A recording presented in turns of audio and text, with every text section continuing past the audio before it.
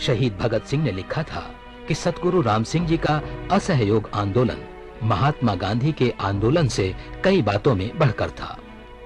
अदालतों का बहिष्कार, अपनी पंचायतों की स्थापना, सरकारी शिक्षा का बहिष्कार, विदेशी सरकार के साथ-साथ उन्होंने रेल, तार तथा डाक के बहिष्कार का भी पूरा प्रचार किया।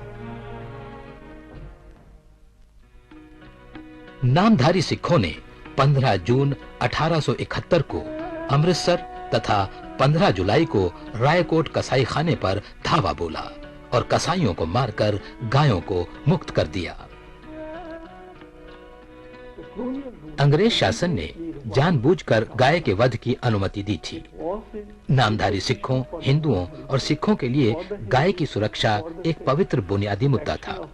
इसलिए सतगुरु राम सिंह जी ने अपने अनुयायियों को इस परंपरा का पालन करना सिखाया। इस विद्रोह के जुर्म में जब बेकसूर लोगों पर जुल्म ढाए जाने लगे, तब सतगुरु राम सिंह जी के कहने पर इन नामधारी सिखों ने अपना जुर्म कबूल किया और खुशी-खुशी फांसी पर चढ़कर शहीद हो गए।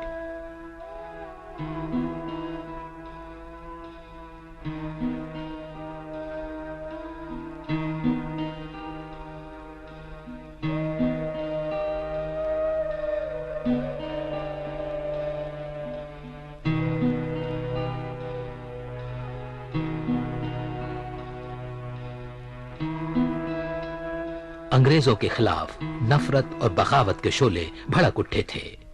नामधारी हमले के लिए एकजुट हो ही रहे थे कि मलेरकोटला में गौ हत्या का तांडव अपना भयानक रूप ले चुका था। फरवाही गांव के गुरमुख सिंह की आंखों के सामने बड़ी बेरहमी से एक बैल को सरेआम काट दिया गया। फिर क्या था, आजादी के ये मतवाले मलेरकोटला पर टूट पड़े गौ माताओं को आजाद करने के लिए।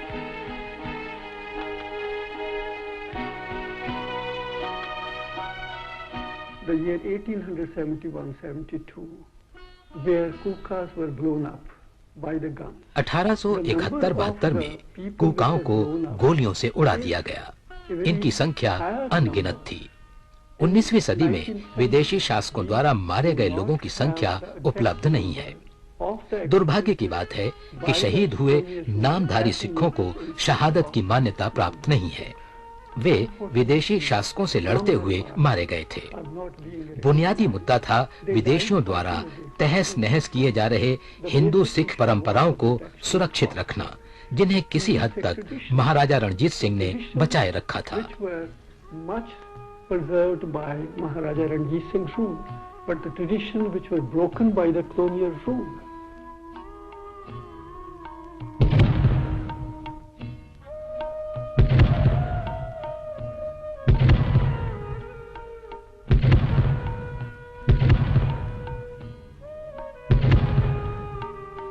ये मौत का वो जश्न था जिसके लिए हर देशभक्त तरसता है।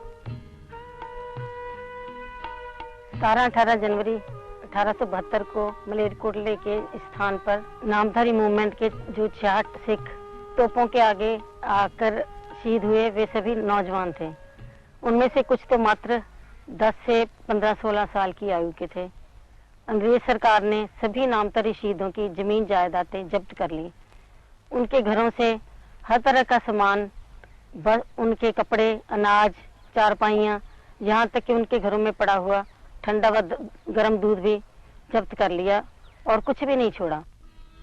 सीने पर गोली खाने वाले तोपों को पीठ नहीं करते। जंगे आजादी के लिए लड़ने वाले कायरों की मौत नहीं मरते।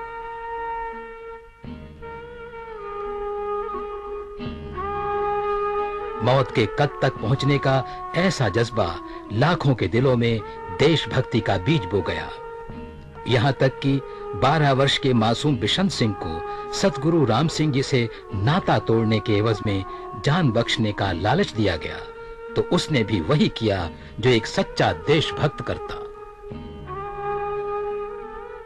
सतगुरु राम सिंह जी समझ गए कि मलेरकोटला के विद्रोह के बाद अंग्रेज चुप नहीं रहेंगे। ऐसा ही हुआ। उन्हें पहले इलाहाबाद और वहां से कलकत्ता ले जाया गया। जहां से उन्हें रंगून भेज दिया गया। यहां छुप छुप कर